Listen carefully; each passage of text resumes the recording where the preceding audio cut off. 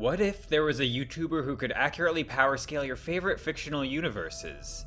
Well, luckily for you, you live in a reality where one exists. His name is Weeaboo Warrior. In this video, I will be ranking all of the relevant characters from the first season of the Marvel Cinematic Universe's What If series. Each tier houses characters who are roughly the same power, with the ones who I think are stronger more on the left. Characters in the tier above can usually defeat characters in the tier below pretty easily, though there are always matchups in certain situations that can change this. The rankings are mainly based off what the characters have shown in the What If series, but I will be using logic from the main MCU universe to fill in the power scaling gaps, as I will assume the universes are the same for the most part besides the specific differences mentioned and the changes that happen due to those differences. If you haven't seen it already, I have previously made a strength and power tier list for the main MCU universe, and I named the tiers in a similar manner, so you can kind of cross-reference the two tier lists to see how they match up. At the bottom of the human tier, just like in my main MCU tier list, is Happy. Even with Iron Man's glove, the best he could do is idiotically shout BLAM as he got ruthlessly killed by zombies. Nick Fury didn't really do any fighting in this series, but as a trained soldier, he should blam Happy. Sharon Carter is a skilled fighter and actually managed to kill some zombies with the Iron Man glove, unlike Happy. Ultron sentries can fly, shoot lasers, and dent metal with their punches. They can be damaged by gunfire. Batroc was able to fight hand-to-hand with Captain Carter and hold his own for a bit. Korg accidentally knocked Nick Fury out when running by to do a cannonball, and his arm was strong enough to be one of the Collector's weapons. However, it was destroyed by the Dark Elf Knife, and he doesn't really have the feats to beat anyone higher than this. The Liberator drones were resistant to gunfire unlike the Ultron sentries, and one could give an unprepared Killmonger a run for his money. The first on the superhuman tier is Zombie Captain America. He was able to turn Sharon Carter into a zombie and still has his superhuman strength, giving Bucky a bit of a fight. His lack of intelligence, skill, and rotting zombie body makes him much weaker than the actual Captain America. Korath, the pursuer of T'Challa's dick, should still be superhuman just like in the main MCU universe, and him surviving a beating from Thanos backs that up. He managed to land a hit on Star-Lord, but he got his butt whooped. He's above Zombie Cap because he can just shoot him with his laser gun.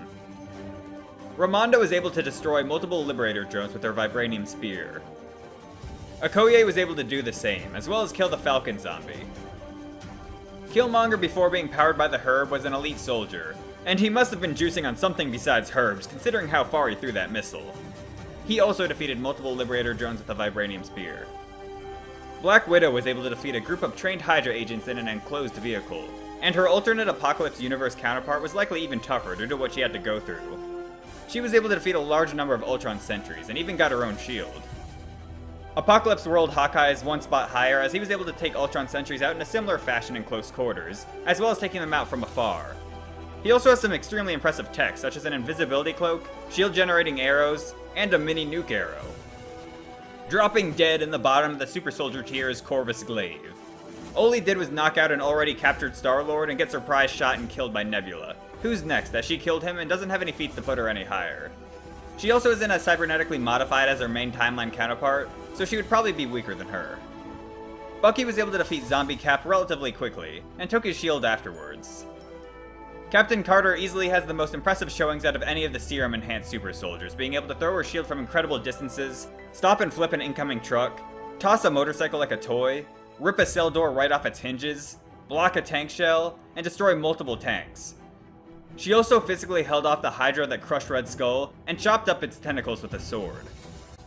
The supposedly indestructible Hydra Stomper piloted by Steve Rogers destroyed tanks as well, and due to its greater durability, flight capabilities, and energy blasts, I put it one spot higher.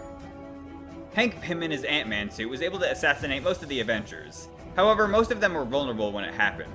He was able to easily defeat Black Widow in a fair fight. He should have the capabilities of killing anyone in this tier, as long as he can get through the Hydra Stomper's suit by shrinking down enough. Swinging into the bottom of the low superhero tier is SpiderMan, though he didn't really do much besides pull on a train with 4,000 pounds of thrust and temporarily restrain the Wanda zombie with his webs. The real MVP of this picture is the cape he's wearing. Doctor Strange's cape was able to fend off multiple super zombies and was consistently saving everyone's asses throughout the episode. T'Challa as Star-Lord is basically better than the original Star-Lord in every aspect, so like him, he should also be able to defeat Spider-Man. He has all the same gear and is skilled enough to temporarily fight back against the Collector and dodge his Necro Swords. Yondu is still as overpowered as ever with his arrow, and would pretty much just slaughter everyone below him by turning them into Swiss cheese. Hank Pym due to his small size and the Hydra Stomper due to its durability are the only two I could see taking a majority over him. But Yondu's arrow is extremely precise and should be too fast for Pym to react to, so Hank would have to stealth kill him, and the Hydra Stomper doesn't have anything that proves that it's arrow resistant. And Yondu's arrow can fly right through solid metal, so I could see that being argued either way. Killmonger juiced up on magical herbs and his vibranium suit is above him since there's no way Yondu's arrow is breaking through that suit, and none of the weapons of any of the characters below him are gonna do so either. Without the suit, he would be below Captain Carter, and he could be argued either way with Bucky. Loki was able to bully Hank in their fight, so he would go one tier above. He has his father's staff as well as the Casket of Winters, so the characters below him have very little chance of defeating him. Plus he has his illusion magic. Proxima Midnight was able to knock out the Ravagers, including Thanos with her weapon, which I find kinda dumb, and later took a hit from Thanos, as well as survived multiple blaster shots from the same weapon that one-shot Corvus Glaive, and she came back ready to fight after both of those. On to the mid-superhero tier, we're starting with Gamora. Unfortunately, her episode was pushed back to Season 2 due to COVID, so we can't really properly scale her yet, but we do know she supposedly killed Thanos. She also has the same type of armor and weapon he had, and with that weapon she blocked a Mind Stone beam from Ultron and damaged his suit. She was amped by Strange in that fight, so the feat is questionable, but she also happened to be one of the last people standing along with Thor and Strange when Ultron was pushing everyone back, so it's likely that she is above all of the other Guardians of the Multiverse. Cull Obsidian was strong enough to give Thanos a fight. Ebony Maw easily defeated Star-Lord with his telekinesis, so it makes sense for him to be a tier higher. His telekinetic powers would be hard for a lot of characters to overcome. However, his durability isn't that great, as he was one-shot from behind by a blaster. Another version of him did take a hit from an Iron Man repulse shot to the back of the head and got back up, so his durability isn't completely crap.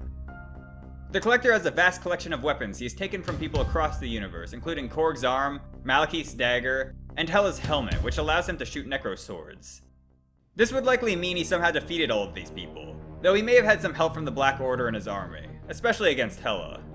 Even without his weapons, he's insanely tough, as Star-Lord's strikes were barely having any effect on him, and Yondu's arrow bounced right off of him.